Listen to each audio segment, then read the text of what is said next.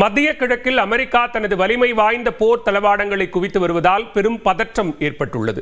ஒருபுறம் பேச்சுவார்த்தை, மறுபுறம் ஆயுதங்கள் குவிப்பு என அமெரிக்கா இரட்டை நிலைப்பாட்டை எடுத்து வருகிறது.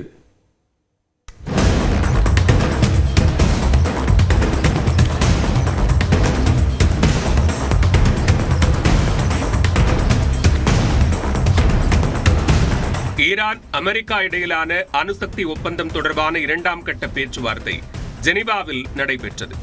இந்த பேச்சுவார்த்தை நல்ல முறையில் நடைபெற்றதாக அமெரிக்காவும் ஈரானும் தெரிவித்தன. ஆனாலும் மத்திய கிழக்கு பிராந்தியத்தில் தனது படைகளை குவித்து வருகிறது அமெரிக்கா. கடந்த 24 மணி நேரத்தில் மட்டும் F-35 lightning II, F-22 Raptor மற்றும் F-16 ஃபைட்டிங் ஃபால்கான் உள்ளிட்ட 50க்கும் மேற்பட்ட நவீன போர் விமானங்களை அமெரிக்கா ஈரான் எல்லைக்கு அருகில் உள்ள ராணுவ தளங்களுக்கு அனுப்பியுள்ளது. இவை உலகின் மிகவும் சக்தி வாய்ந்த ஸ்டெல்த் ரக விமானங்களாகும்.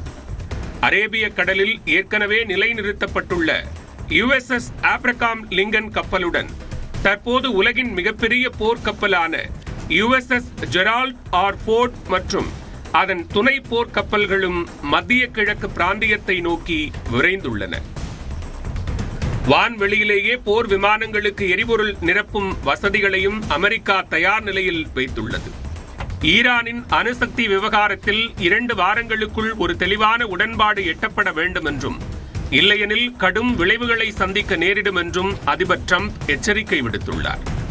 ஒருபுறம் சுவிட்சர்லாந்தின் ஜெனீவாவில் மறைமுக பேச்சுவார்த்தைகள் நடந்து வந்தாலும், மறுபுறம் அமெரிக்கா தனது ராணுவத்தை குவித்து வருவது ஈரானுக்கு அழுத்தம் கொடுக்கும் தந்திரமாக பார்க்கப்படுகிறது. அமெரிக்காவின் இந்த அச்சுறுத்தலுக்கு பதிலடியாக ஈரான் தனது மிக முக்கியமான கடல்வழி பாதையான ஹார்மூஸ் ஜலசந்தியை தற்காலிகமாக மூடிவிட்டு அங்கு ஏவுகணை சோதனைகள் மற்றும் போர் ஒத்திகைகளை நடத்தி வருகிறது.